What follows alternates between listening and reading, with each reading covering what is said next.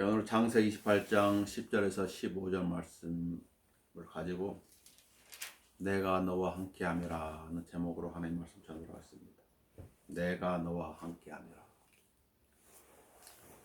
2020년에 함께 하신 하나님은 2021년에도 함께 하십니다.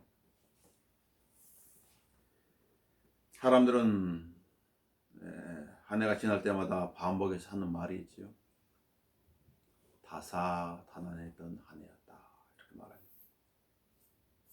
성경이 이렇게 말합니다. 해 아래 새 것은 없나니. 또 역시 이 한 해가 끝나면 어김없이 이 말은 반복될 것입니다. 오늘 한 해도 다사다난했던 한 해였습니다. 한 해가 끝나고 새해가 밝으면 사람들은 새해에 떠오르는 해맞이 명수를 찾습니다. 올해는 코로나로 인해서 그 명수들이 폐쇄가 됐죠. 동해 쪽에서는 오지 말라고, 코로나 전파하니까 오지 말라고 방송 통해 말을 했죠. 그런데도 사람들은 폐쇄되지 않는 그 장소를 찾아가죠. 또 모여서 해맞이를 한 것입니다. 그들의 열성은 대단하죠.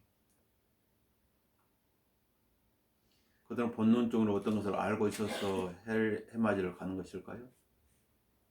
아니면 새해라는 것의 의미를 두고 새해 소원을 빌면은 이 한 해가 평안할 것이라 생각하면서 해맞이를 하는 것일까요? 후자의 경우가 많죠. 의의 태양을 향하여 그런 열을 보인다면은 그들은 의미와 유익이 있을 것입니다. 그러나 이 세상에 떠오르는 그 태양을 향해서 어떤 손을 빈다고는 아무런 의미가 없죠. 사람들의 발행과 다르게 사건 사고는 새해부터 일어나고 있죠. 사람들은 그런 사건이 안 일어나고 무탈하게 이 한 해를 지나가기를 원하지만 여기저기에서 사건이 일어나고 있습니다. 이 세상의 소망은 의의 태양이신 주 예수 그리스도에게 있습니다. 그분이 오시면 마귀는 천년 동안 끝없이 깊은 구렁에 갇힐 것이며 이 세상의 모든 문제들은 해결될 것입니다. 지금 경제 문제도 있고 정치 문제도 있고 사회 문제는 실업형 문제하고 집값 문제들이 심각하죠. 그런 문제들이 주님 오시면 다 해결될 거죠. 미움도 사라질 것이고 아픔도 사라질 것이고 증오도 슬픔도 다 사라질 것입니다. 의의 태양이 오셔야 돼요. 성경이 이것을 복된 소망이라고 부르죠. 그 복된 소망, 곧 위대한 하나님이신 우리 주 예수 그리스도의 영광스러운 나타남을 기다리게 하셨으니, 예수 그리스도께서 오신 걸 우리는 기다리고 있습니다. 성경 영광스러운 나타나시 이렇게 말씀하고 있죠. 그러기 전에 먼저 휴거가 되겠죠. 휴거가 되고 나서 저 하늘나라에서 혼인식이 있을 것이고 그 다음에 이 땅으로 주님과 함께 재림할 것입니다. 아멘. 주님께서 우리를 위해 자신을 주신 목적은 무엇일까요? 우리를 모든 죄악에서 구속하시고 모든 죄악에서 자신을 위해서 정결케 해가지고 선한 일에 열심 내는 독특한 백성이 되게 하기 위한 목적이 있습니다. 선한 일에 열심을 내는, 안 좋은 일에 열심 내는 것이 아니라 선한 일, 하나님 보시기에 선한 일이죠. 인간이 보시기에 선한 일이 아니라 하나님 보시기에 선한 일이에요. 이 선한 일에 열심히 내는 독특한 백성은 성경에 말씀하는 그리스도인의 책무입니다. 성경이 이렇게 말하죠. 악은 어떤 형태든 피하라. 어떤 형태든. 이 오해에 살 행동을 하지 말라는 거죠. 참외밭에서는 신발끈을 묶고 고개를 숙이면 안 된다고 합니다. 멀리서 봤을 때는 참회를 설해하는 것으로 보이기 때문이라고 말이죠.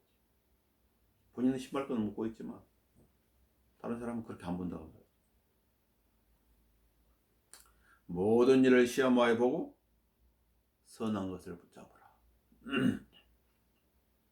부쩍 덥석 붙잡으면 안 된다고. 시험해 보라는 거죠. 그리고 선한 것이다. 그럼 붙잡으라는 거죠. 마귀의 속임수와 미혹은 새해라고 해서 쉬지 않습니다. 야곱은 바로 앞에서 이렇게 고백했죠. 내 순례길 세월이 130년입니다.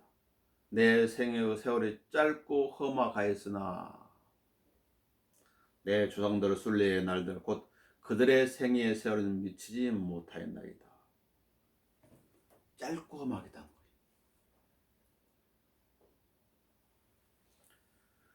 자기의 생애의 세월이 짧고 험악한 이유가 무엇이었을까요? 왜 야곱은 이런 고백을 할 수밖에 없었을까요? 성경은 말씀하지 이는 우리 모두가 그리스도의 심판사가 뱃살이라. 기록된 바 주가 말하노라 내가 살아있으니 모든 무릎이 내게를 꿇을 것이요 모든 혀가 하나님께 자백하리라고 했습니다. 스스로 말하는 거예요. 그러면 우리 각 사람이 하나님께 자신에 관해 설명하리라. 늘 잊어버리면 안 돼요.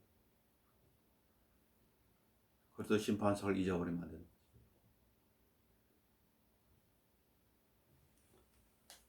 그곳에서 그 몸으로 행한 것에 따라 주님께로부터 받을 것이기 때문에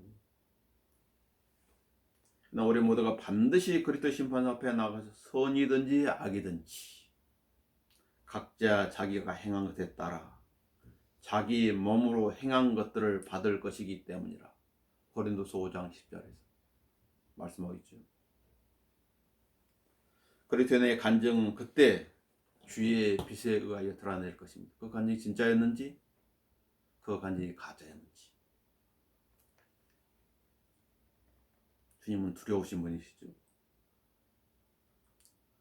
예수님의 공생의 기간에 사도 요한은 그의 품에 기대어 있었지만 요한계시록에서 요한이 예수님 봐서 어땠어요? 그는 그 앞에서 푹 쓰러졌다는 사실을 잊어버렸는데 두려우신 분이에요. 사람들은 예수 또한 그 이름 가지고 장난도 하고 그러지만 예수님을 심판자로 만났을 때는 자기가 했던 그런 말들, 행동들이 무슨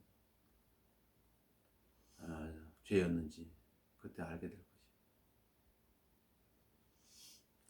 성경 말씀에 주의하며 사는 한 해가 되기를 바랍니다. 그렇게 사는 것이 잘하는 것이죠.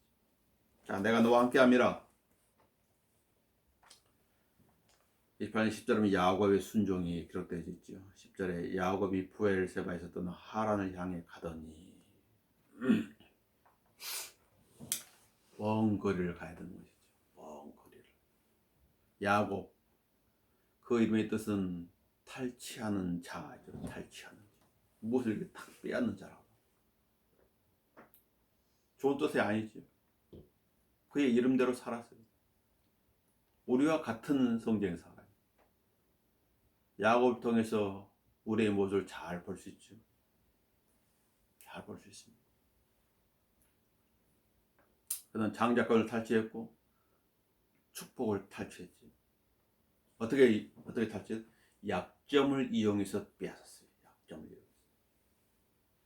장자권은 에서의 배고픔이라는 그 약점을 이용해서 빼앗았고, 축복은 아버지 이삭이 눈이 잘 보이지 않으니까 그의 어머니 리브카랑 합작을 해가지고 아버지를 속여서 축복을 받아냈어요. 그는 영적인 것에 욕심이 있었는데 그 영적인 것을 육신적인 방법으로 탈취했어요. 이로 인해 그는 파단 아람으로 도망을 가야 되는 신세가 되었죠. 그리고 거기서 외삼촌 라반으로부터 또 속임을 당하게 된 거죠.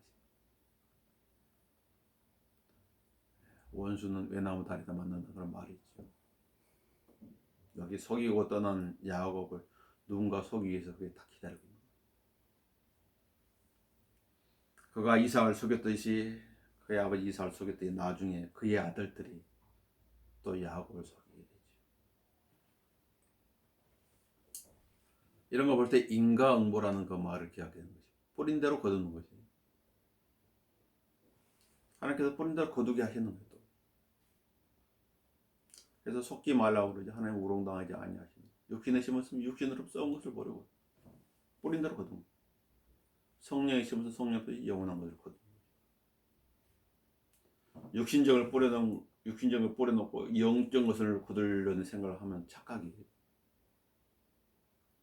그처럼 오산이 없어요. 잠언 3장 5절은 내 마음을 다해 주를 신뢰하고 내 자신의 명철을 의지하지 말라. 모든 길에서 그를 인정하라. 그래야만 그가 내 길들을 지도하시리라. 내 자신은 내 현명하게 되지 말라. 주를 두려워하고 악에서 떠나라. 잘하는 말씀이지. 마음을 다해 주를 신뢰하라. 모든 길에서 그를 인정하라. 내 자신은 내 현명하게 되지 말라. 내 눈에 보기가 옳은 것 같아. 이게 좋은 것 같아. 그렇게 되지 말라는 거지. 항상 주님의 조언을 구하라. 우리 눈에 좋게 보이는 것들이 때로는 우리한테 독이 돼서 돌아오는 경우가 많아요. 우리의 시력은 정확하지 않는 거죠.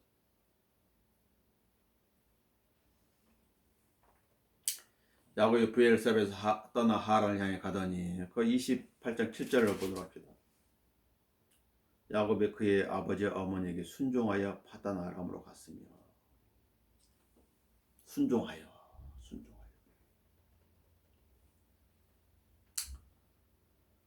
파단 아람으로 가게 된 이유는 그의 형 에사가 야곱이 자기를 속인 것을 알고 마음에 칼을 갈리요. 아버지가 이제 살 날이 얼마 안 남았으니까 아버지 이삭이 떠나면 내가 야곱을 반드시 죽일 것이야. 속으로 말했는데 그 말이 리브카의 귀에 들린 거예요. 27장 41절 봐보십시오.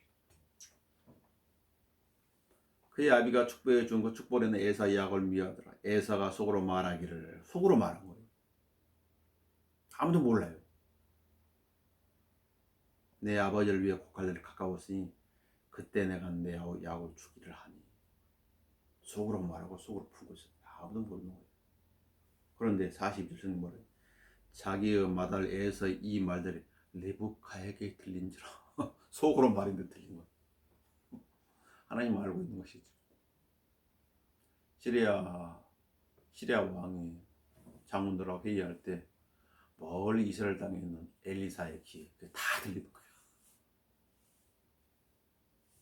이렇게 첩자가 있다고 그랬지만 나중에 어떤 사람이 아닙니다. 하나님의 사람 엘리사 그런 능력을 가지고 있다. 우리가 말하는 걸 다 듣는 능력을 가지고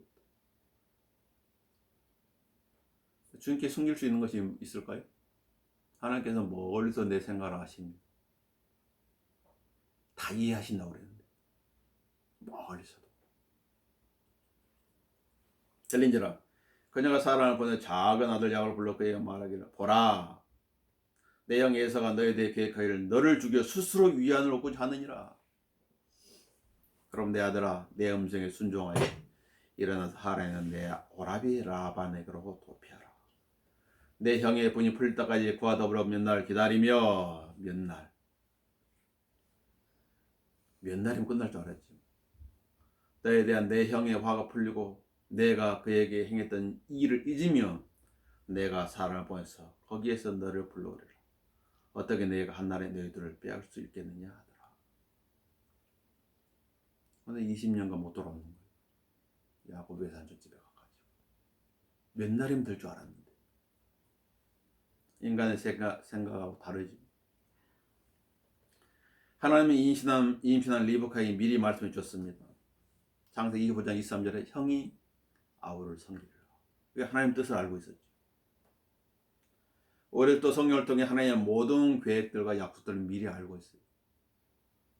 그러나 그 위에 어떠냐? 하나님의 약속에 대해 인내하지 못한 결과는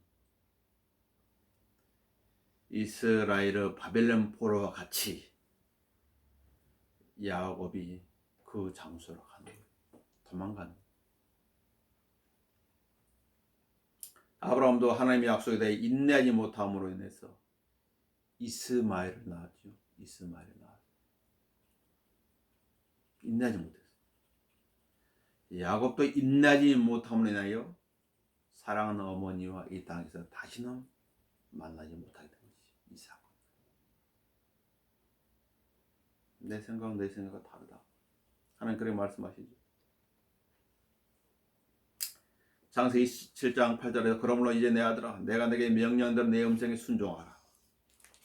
그의 모친이 그에게 말하기를 내 저주는 내가 받으리니 내 아들아 내 음성은 순종하고 가서 그것들을 내게로 잡아오라. 13절 20장 43절에 그러면 내 아들아 내 음성에 순종하여 어머니의 음성에 순종한 결과가 무엇인가? 바로 영원한 이별이에요. 이 땅에서.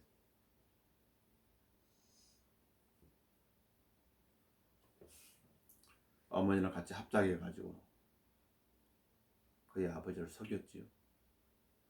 속인 거지. 야곱의 순종은 무엇을 가르치고 있습니까? 에베소 6장 4절은 너희 자녀들을 주의 교훈과 훈계로 양육하라는 것이에요. 주의 교훈과 훈계로. 리브카와 달리 삼손의 엄마는 어떻게 했어요? 물어봤잖아요. 하나님 전사에게 물어봐. 이 아이를 어떻게 우리가 키워야 되겠습니까? 물어봐라. 저 남편한테 가서 만약에 천사가 나타나면 이렇게 물어봐라. 리브카는 죽게 물어보지 않는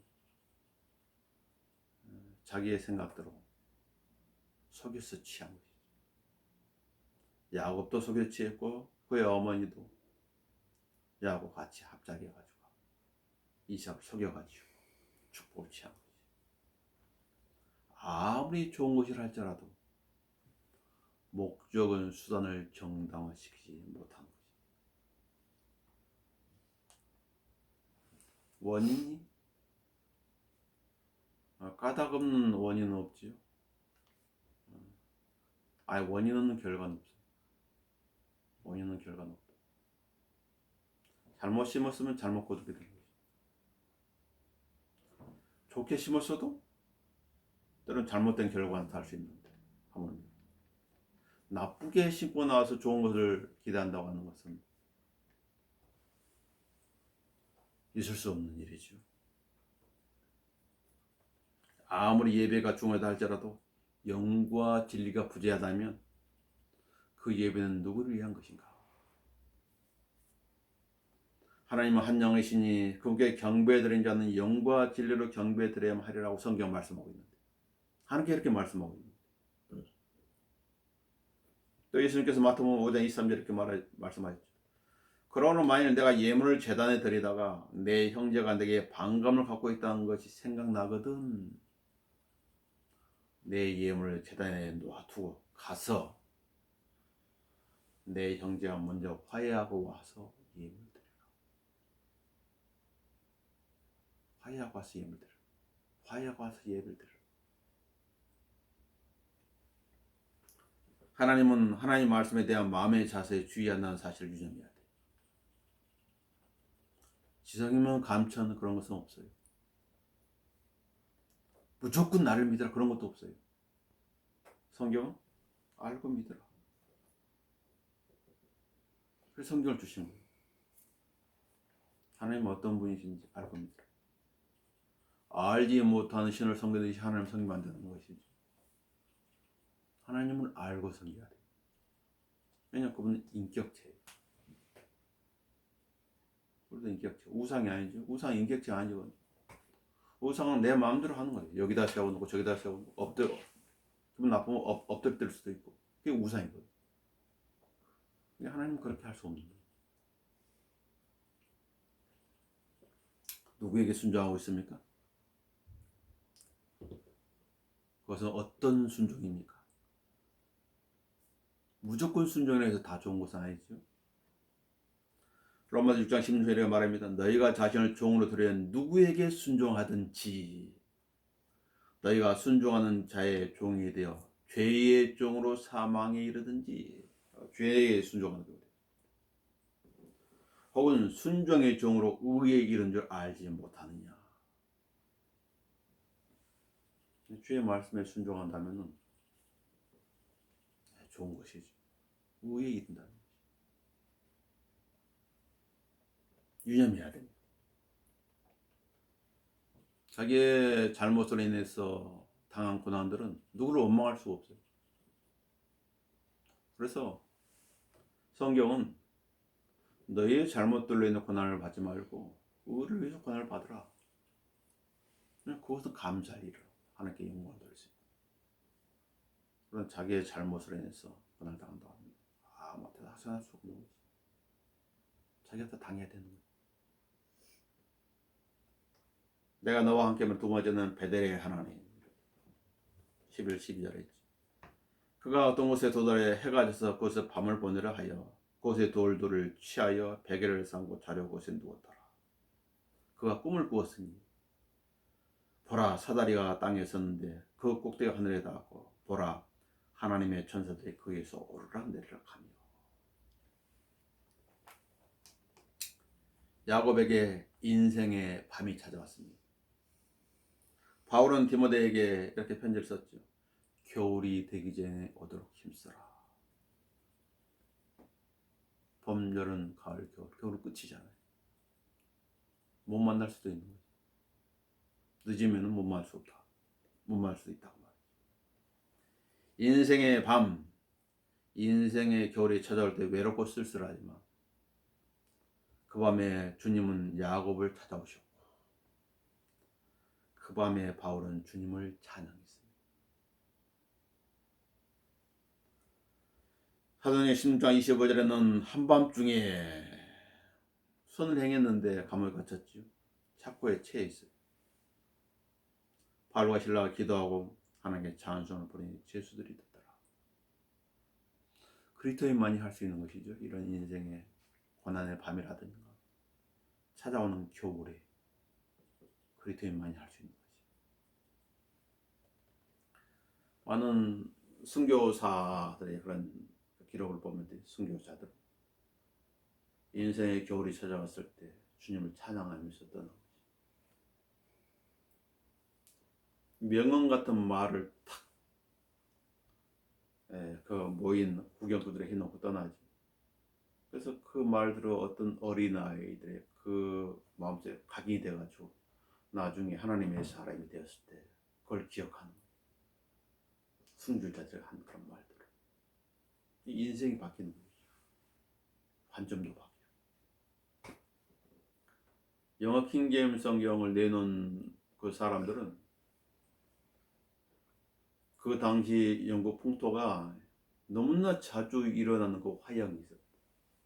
그런 것을 보고 자란 아이들이에요. 그런 아이들이 커서 성장해주고 학자가 되고 사역자가 되어가지고 킹제임스 성경을 내놓을 때 일조를 한 거죠. 우연히 일어난 일은 없어요. 신앙은 순교자의 피를 먹고 자란다고 그러죠. 그리스도인이 된 것은 예수 그리스도의 피 때문에 우리가 그리스도인이 된 것입니다.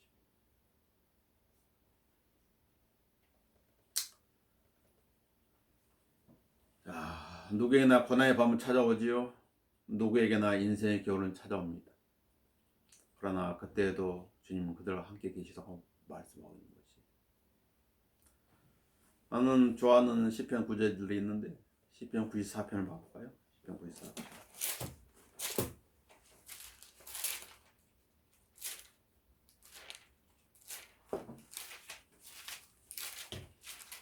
어떤 일이 있으면 이걸 보는 것입니다. 시편 94편 17절을 보시면 주께서 나의 도움이 되지 아니셨다면 내 혼은 거의 정막 중에 거하였으리라. 어렵고 힘든 일이 있을 때, 참으로 난감한 일이 있을 때, 이 하나님의 말씀을 보는 거예요. 주께서 나의 도움이 되지 않았다면 내 오는 거의 정막 중에 거했으리라. 18절은 뭐랍니까? 내가 말하기를 내 발이 미끄러진다 하였을 때, 오 주여 주의 자비가 나를 붙드셨으니. 19절에 내 속에 생각이 많은 때. 언제 생각이 많을까요? 언제 생각이 많을까요? 또 어려운 일이 닥쳤을 때 생각이 많아요. 어머니 수술할 때 생각이 많았어요. 또 어머니 정기적인 병원에서 입원해야 됐을 때 그때 생각이 많았어요. 2013년인 것 같은데 몇 년 전에 수술할 때 생각이 많아요. 딸이 수술할 때도 생각이 많아요. 그때 주의 위로들이 내 오늘 즐겁게 하나이다. 주께 기도한 거예요. 방법이 그것밖에 없는 거예요. 하나님의 말씀은 위로가 되죠. 또 위로가 되는 말씀이 시편 119편을 보도록 합시다. 시편 119편 92절에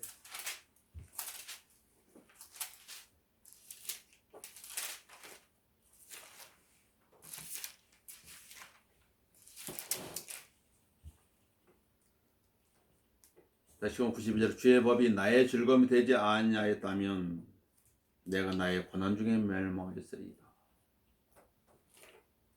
보통 고난이 닥쳤을 때 무엇이 나에게 즐거움을 준다고? 주의 법, 하나님의 말씀이 나한테 즐거움을 준다는 거지.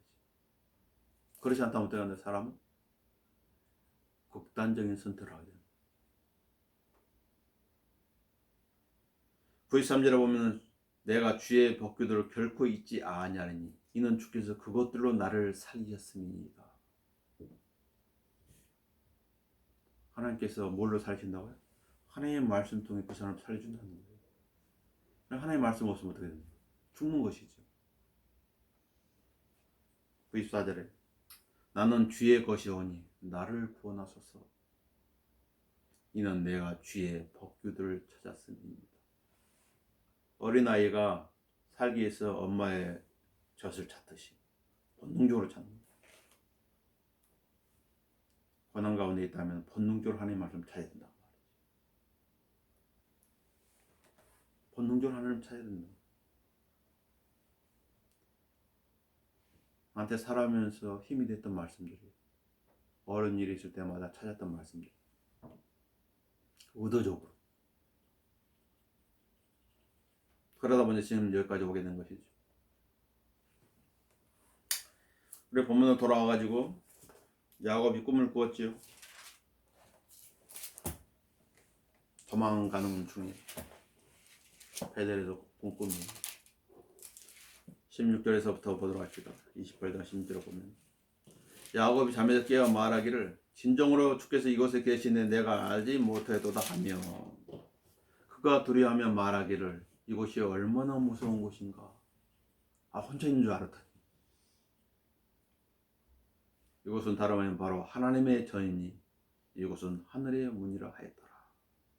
야곱이 아침에 일찍 일어나서 자기가 백으로 삼았던 그 돌을 들어 기둥으로 세우고 그 위에다 기름을 붓고 그곳의 이름을 베델이라 불렀더니 베델이라는 뜻이 무엇이? 하나님의 집이라는 뜻이. 하나님의 집. 그 성읍의 이름의 처음에는 루스라고 불렀더라.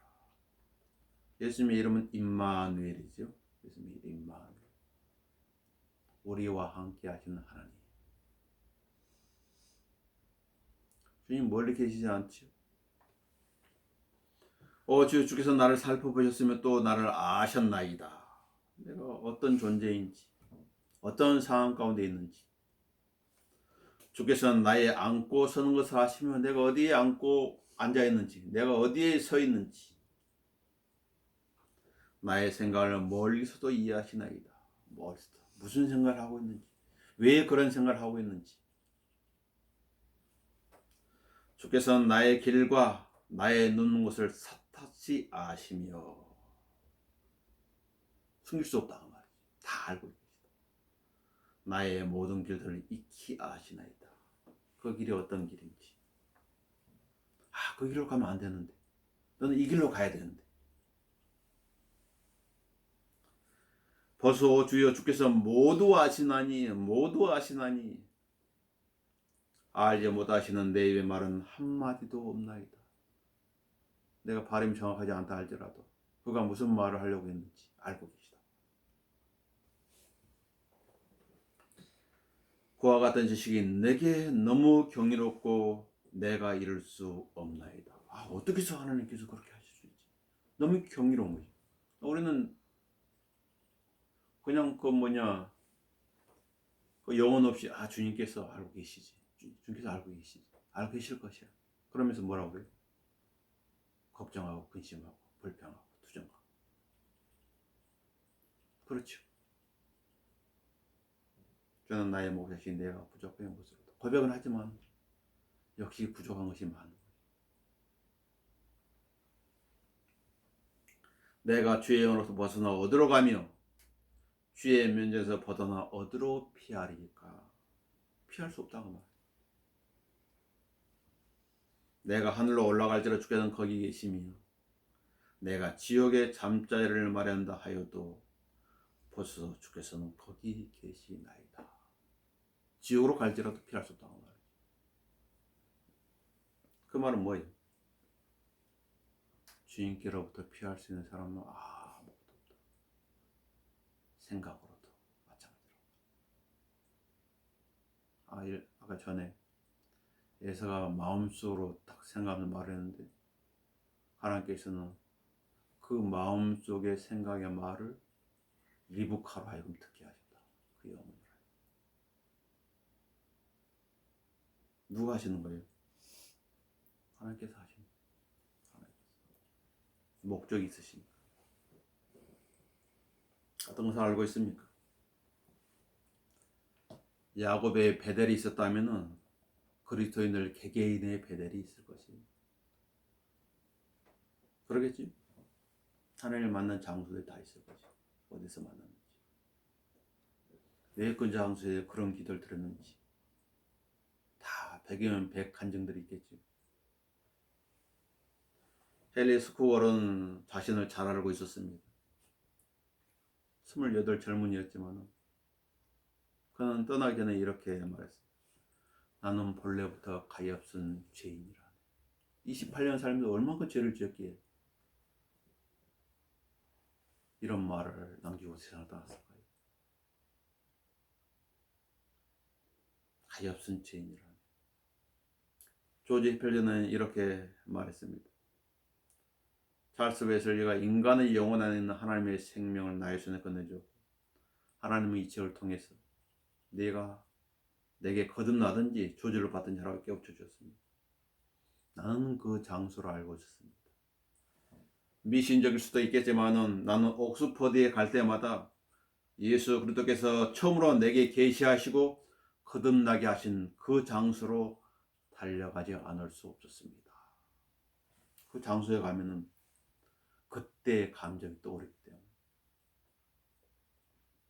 그리스도인들은 다 그런 베델들이 있죠. 또 성경적으로 그리스도인은 베델이 그리스도인 자체가 하나님의 집이에요.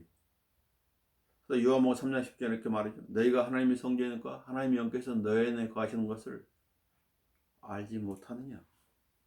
베델이 다 베델이.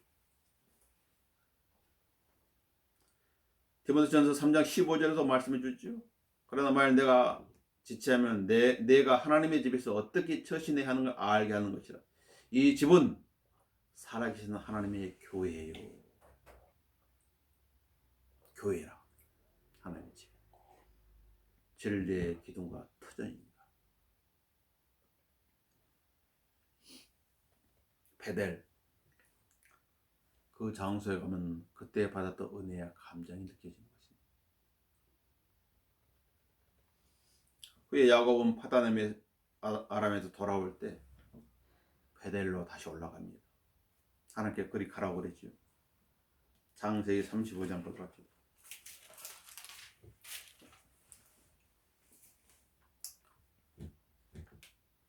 하나님께서 야곱에게 말씀하실 일어나 베들로 올라가라. 올라가서 거기서 거하며 거기서 내가 내 영 에서의 얼굴 피해 도주한 때에 너에게 나타난 하나님께 제단을 쌓으라. 무슨 일이 있었죠? 역시 창세기 34장에 어떤 사건이 있었던 거지. 그 딸 때문에 일어난 사건이 디나. 다시는 아예 야곱은 두려워했어요. 그 사건을 해가지고. 그래 하나님께서 베들로 올라가라고 말씀하시죠. 그러면서 야곱이 말합니다. 3절에 보시면 일어나 베들로 올라가자. 나의 고난의 날에 내게 응답하시고 내가 갔던 길에서 나와 통행하시던 하나님께 내가 거기서 제단을 쌓으리라. 어려운 가운데 있었던 것이 역시 28장에서 어려운 가운데 있었죠. 하나님께서 찾아오셨고 또 어려운 가운데 있으니까 또 하나님께 찾아오셔서 그에게 베들로 올라가라고 말씀하고 있는 거죠.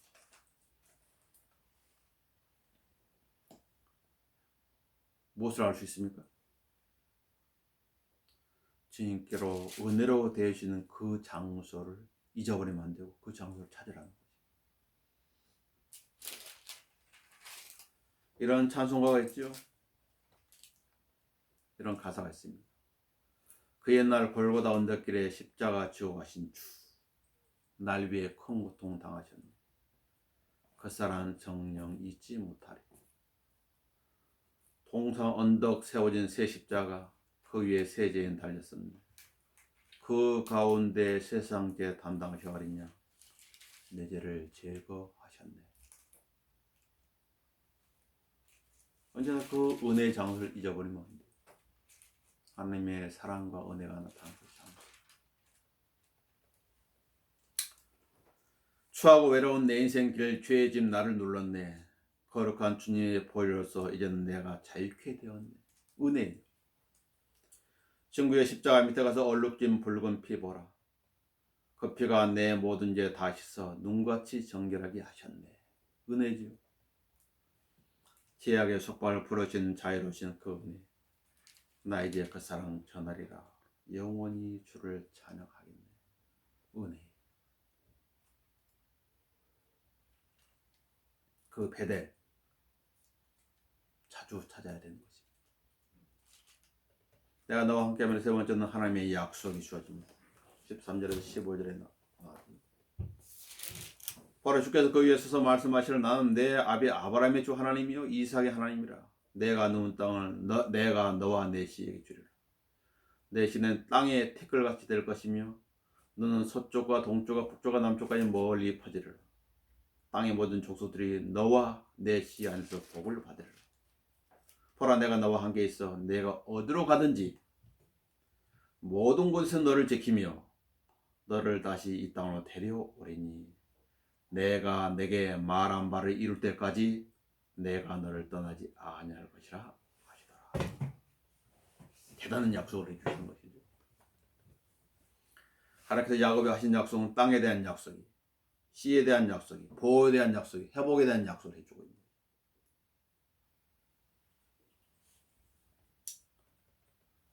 실상 보라 주께서 그 위에 서서 말씀하시를 난 내 아비 아브라함의 주 하나님이요 이삭의 하나님이라. 내가 누운 땅을 내가 너와 내 씨에게 주리라. 이스라엘은 땅에 대한 약속을 받았죠. 아브라함도 마찬가지. 그 약속이 아브라함에서 이삭에서 야곱으로 계속 이어지고 있는 거죠. 예루살렘은 천년왕국의 수도가 될 것이고 다윗의 보좌는 주의 보좌가 될 것이고 그날이 다가오고 있죠. 새 예루살렘은 어린 양의 신부의 처소가 될 것입니다. 계시록 21장 10절에서 이하에서 말씀하고 있죠. 또 내가 새 하늘 새 땅을 보니 처음 하늘과 처음 땅은 사라지고 바다도 더 이상 있지 아니하더라.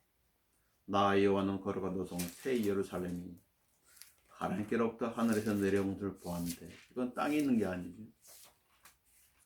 마치 신부가 자기 남편을 위하여 단장한 것이 얘기되었다. 또 내가 들으니 하늘에서 큰 음성이 나서 말을 보라 하나님의 성막이 사람들과 함께 있어 그분께서 그들과 함께 거하시리니 그들은 그분의 백성이 되고 하나님께서는 친히 그들과 함께 계셔서 그들의 하나님이 되시리라. 하나님께서 그들의 눈에서 모든 눈물을 닦아내시며 모든 눈물, 다시는 사망이나 슬픔이나 울부짖음이 없고 고통 또한 없으리니 이는 이전 것들은 다 사라져 버렸음이라고 하더라. 빨리 이런 때가 오면 좋겠지. 빨리 이런 때가 왔으면 좋겠어. 하늘의 때는 12별자리는 12민족이 영혼에 거하는 거처가 될 것이야. 신명기 4장 19절에 말씀해주고 있죠. 이스라엘 12지파가 있던 이 땅, 하늘의 12별자리에 12민족이 거하게 될 것이야. 내 씨는 땅에 띠게 될 것이며 14절에 너는 서쪽과 동쪽과 북쪽과 남쪽과 멀리 퍼지리라. 땅의 모든 족속들이 너와 내 씨 안에 복을 받으리라. 갈라디아 3장을 보도록 합시다.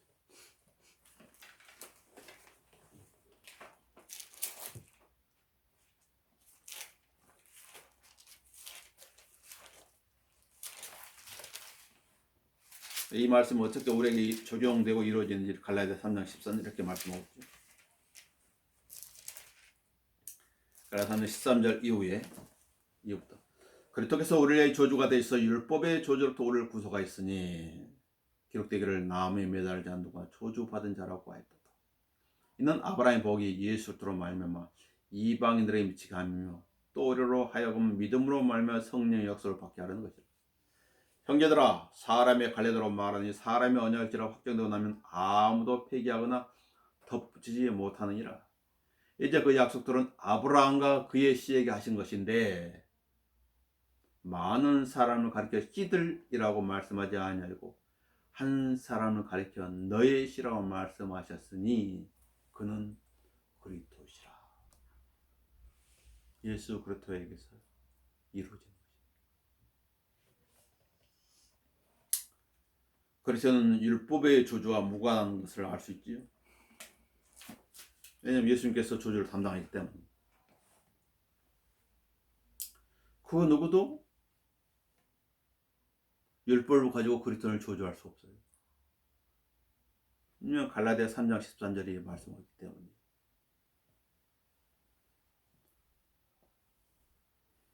율법이라고 하는 건 그렇죠.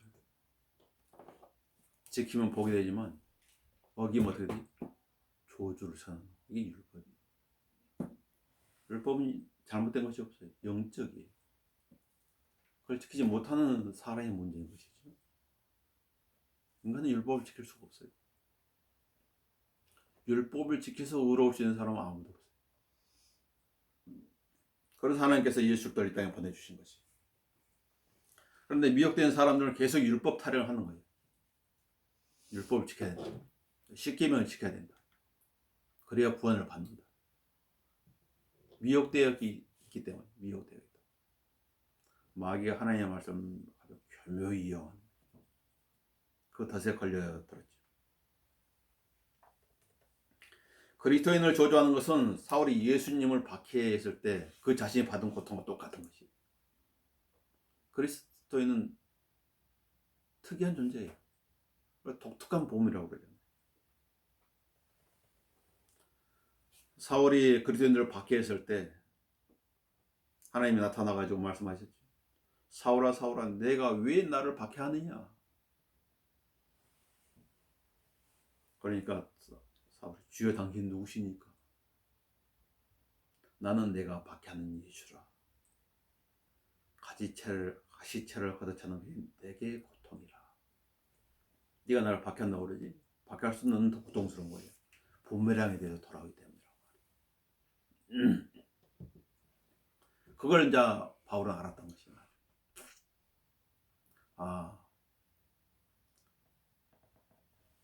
이 유대인은 삼위일체에 대한 개념이 없거든요.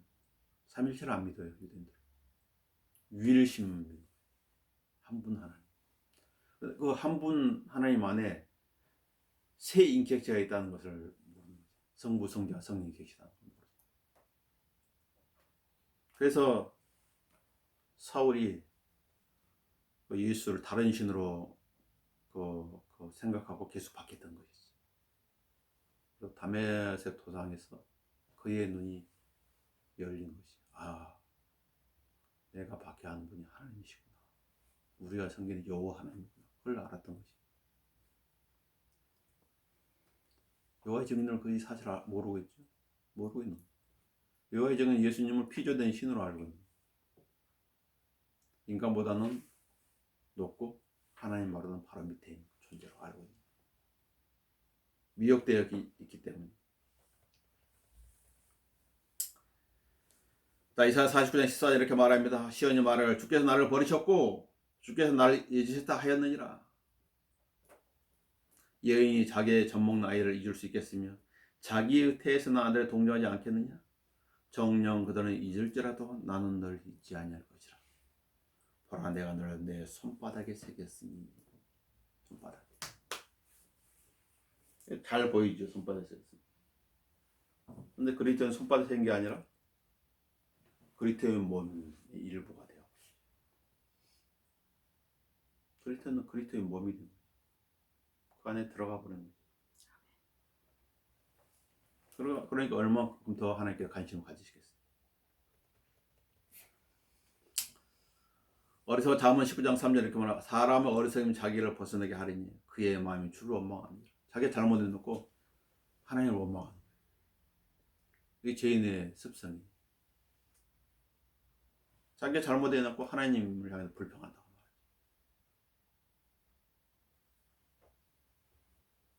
하나님과 싸워 이길 사람은 아무도 없어요. 성경 말씀은 거기에 대한 다 합당한 말씀들이 다 있는 거지. 변명할 수가 없어요. 몸에 관심을 가는 것은 머리이지요. 주님은 우리의 머리가 되십니다. 몸의 필요는 교회의 머리신 주님께서 잘 알고 계시는 것입니다. 교회는 그의 몸이니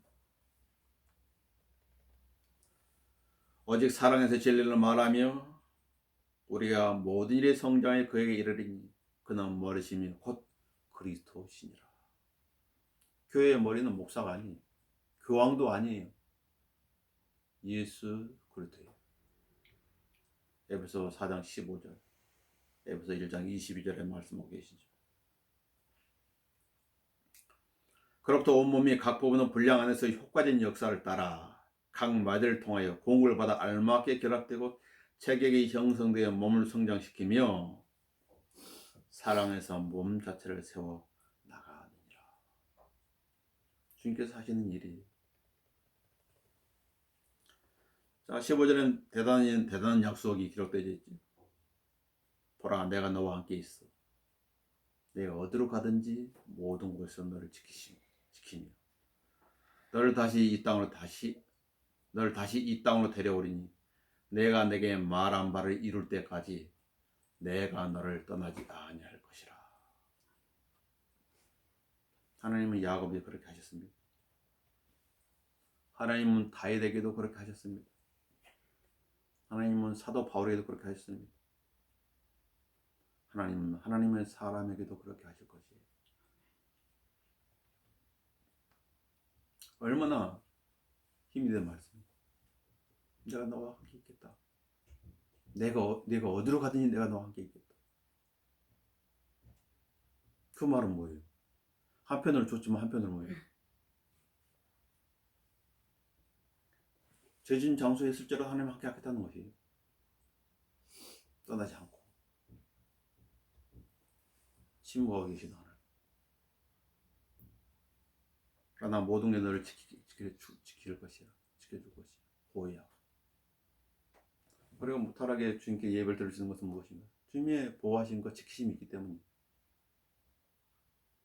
성경에 자꾸 강조해서 말씀하시는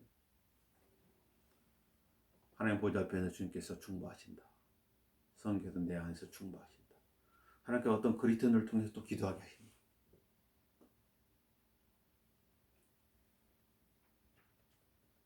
로마 3장 3절 이렇게 말하죠. 어떤 자들이 믿지 아니하다면 어찌하겠느냐. 그들을 믿지 아니하며 하나님의 신실하시는 무엇이겠느냐. 자, 내가 믿으면 하나님의 말씀이 되고 내가 안 믿으면 하나님의 말씀이 되지 않는 것인가? 그렇지 않다는 것이죠. 하나님의 말씀은 내 생각, 내 기분, 내 감정, 내 느낌 내 의지와 상관없이 하나님의 말씀 그대로 하나님의 말씀인 것이 변함이 없어요. 하나님의 신실함 무효화시키겠느냐? 결코 그럴 수 없느니라. 디모데후서 2장 14절 이렇게 말씀합니다. 우리가 믿지 아니하여도 그분은 항상 신실하시니 그는 스스로를 부인할 수 없습니다. 우리가 안 믿는다 할지라도 하나님의 말씀은 여전히 그 자리에 있는 거예요. 하나님의 말씀 능력 그대로 있는 거지. 그러니까 2000년 전이나 3000년 전이나 4000년 전이나 5000년 전이나 6000년 전이나 하나님의 말씀 변하지 않는 거지. 인간의 기분과 감정만 변할 뿐이다. 내가 기분 좋을 때는 하나님께 나와 함께 하시는 것 같고, 내가 기분 나쁘고 우울하고 힘들 때는 하나님이 나와 함께 계시지 않는 것 같고, 인간의 감정이 그런 거야. 인간의 감정 기복이지만 하나님의 감정 기복이 없어요. 신실하시다. 즉 변함이 없이다 한 것이. 성경의 위대한 약속은 이렇지요. 야곱에게도 위대한 약속을 해주셨지만 더 위대한 약속이 있어요. 계시록 22장 20절에 이런 일들을 증거하신 분이 말씀하시기를 반드시 내가 속히하리라. 위대한 약속. 반드시 내가 속히하리라. 거기에 대한 우리의 반응은 어떻게 해야 될까요? 아멘. 그러하옵니다. 주 예수여 오시옵소서. 우리는 해년마다 기다리죠. 휴거라고 하는 것은 날짜가 정해져 있잖아요. 갑작스레 임할 수 있는 것이 언제든지. 왜냐하면 이 은혜 시대라고 하는 것은 하나님의 시간표가 정기제에 있는 그런 때예요. 어디서 정리됐어요? 하나님의 시계가 69주에서 딱 멈춰져 있는 거예요. 69주에서 휴거가 이루어지면 이제 딱 시계가 움직이면서 70째 주가 돼가지고 야곱의 고난의 때가 시작되는 거지.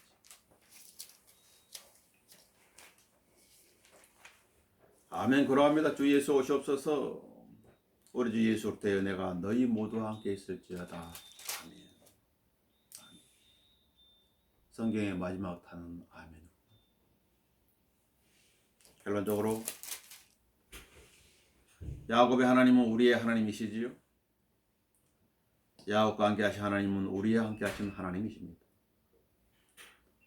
하나님께서 야곱의 자비를 베푸신 같이 우리에게도 은혜와 자비를 날마다 베푸고 계시는 것이죠. 2021년을 살아가는 우리들에게 하나님은 선지자 이사야를 통하여 격려하십니다. 무엇으로 격려하실까요? 너는 두려워 말라. 내가 너와 함께함이라. 놀라지 말라. 내가 네 하나님이니라. 내가 너를 강건하게 하리라. 정녕 내가 너를 도리라. 정녕 내가 내 의의 오른손으로 너를 높이리라. 이사야 41장 10절 말씀입니다. 기도하겠습니다. 주님께서 늘 우리와 함께 하시는 사실 얼마나 힘이 되는지, 주님께서 우리의 모든 사항들을 잘 알고 계시다는 것이 얼마나 위로가 되는지, 주님께서 우리를 기도해 주시고 인도해 주시는 사실이 얼마나 감사하신지. 다윗은 고백하기를 주는 나의 목자시니 내가 부족한 것이 없으리라 고백하였습니다. 우리의 2021년 한 해가 다윗의 고백처럼 주님을 목자로 삼고 부족함이 없는 한 해가 되었다는 간절히 고백이 있도록 인도해 주십시오. 아멘. 주 예수의 이름으로 기도합니다. 아멘.